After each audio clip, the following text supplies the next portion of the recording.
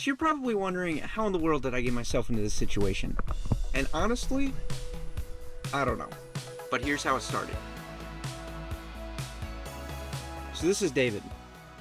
He asked me if I wanted to climb Mount Rainier even though I've never climbed anything in my life before. So was I really about to go climb one of the most dangerous mountains in the United States? It was a hard yes.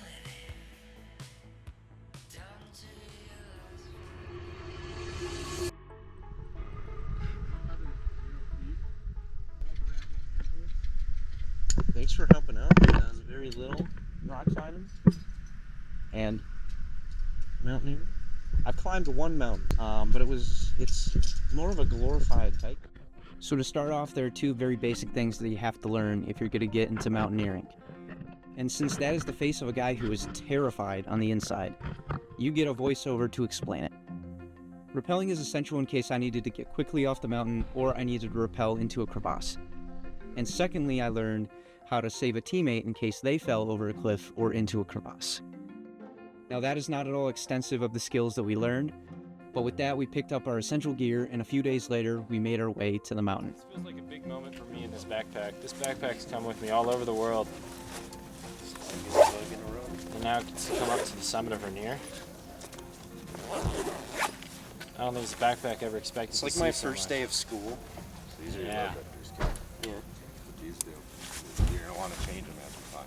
Okay. When you're going up, you want to draw them in. It centers the weight more over you. Okay. And when we're going down, you'll loosen them up so it keeps you from rocking too Okay. much. Look, we can all put our hands in like a cute little family, and then we can go 1, 2, 3 team.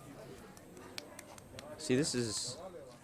I know we talked before, but why you want to climb the mountain, kind of what it means to you. I had a goal to climb it with my brother and my dad a couple years ago. We were going to climb it. I don't remember the exact year. I think 2021, 2022 is when we were all healthy enough, and we were going to plan to do it 2023. Unfortunately, he died, so we came here. Last year, tried to climb it, failed. So now I'm back again, trying to bring his ashes to the summit. I think David's going to hate us by the end of this. I hope. I only hope. We're never going to talk to you guys again? Ever? That's why we cut his rope on the way down. After he misses the ladder and goes in that crevasse, we're like, oh no! We cut the rope. No, David! this mountain was just special because my dad did it when he was young. He wanted us to see it, and we've both been out to this park several times. So.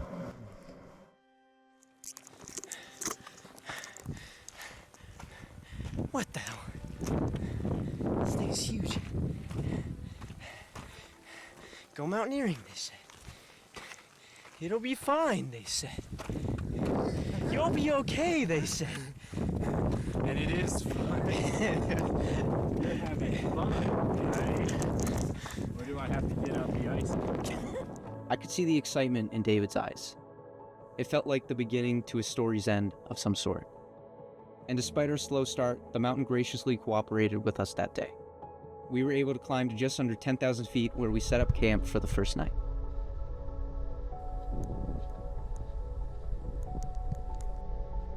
I was actually sitting in a classroom at Ohio State. My dad texted me and he goes, "You need to call me back right now." And I said, "All right." So I stepped out of class because he's never texted me, "You need to call me back right now." And he was crying. He told me, "Jason has died." And I said, "What?" He goes, "Your brother has died." And I go, "No, I just talked to him a couple minutes ago. I was actually the last person to talk to my brother alive."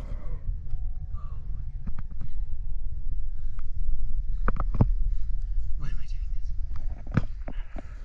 this? Oh, I'm almost there. That so much as touches your rope. Because it's under a ton of tension, it just touches. Welcome back topside, baby. What do you think being up there, how do you think it'll feel? Oh, it's probably gonna be emotional, to be honest. I mean, Yeah. I get to live a goal that he always had, and never got to experience. And I guess one of my parting gifts to him is he gets to experience that if I can get him there.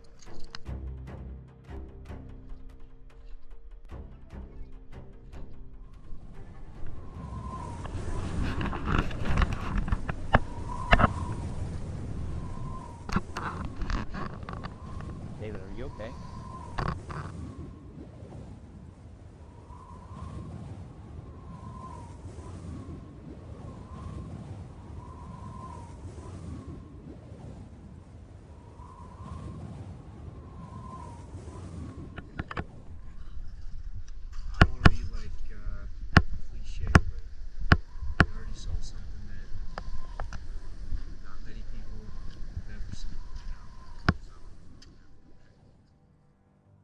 When David first pitched me this trip, I didn't know if I wanted to go. But after learning about his reason why, the film quickly turned from a few friends into something far greater than myself. David. He's so enthusiastic. And as I've reflected over these past few months, it's given me a deeper understanding of life. There will come a day where, just like you, I won't be here anymore. Life is fragile, and that's most evident here in the mountains. And I don't want to look back on my life regretting the things that I never did.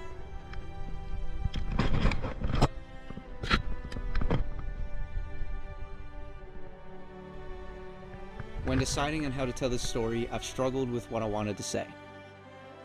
It's daunting to tackle such a topic, and I hope I did David's story justice. We may not have reached the top of the mountain, but we did get to see the Northern Lights. I slept on a glacier for the first time, and above all, we became closer together. Talking, big man. It's a nice background. You look majestic. And if Jason could be with us here right now, I believe that's exactly the experience that he would have wanted. Keep going. Another roundabout. When you die, you have no idea it's coming. And until that point, you got to make the most of every second you got. And I know that's cliche to say, but this is what I choose to do at that time. Come up here, breathe some rare air, and bring people up here and get to share the gift of the mountains in a safe way, and do some teaching, do some learning, and have some fun. And I think that's the perfect way to honor his memory, is just, have a good time, make memories, make people smile, make them laugh, and do something iconic.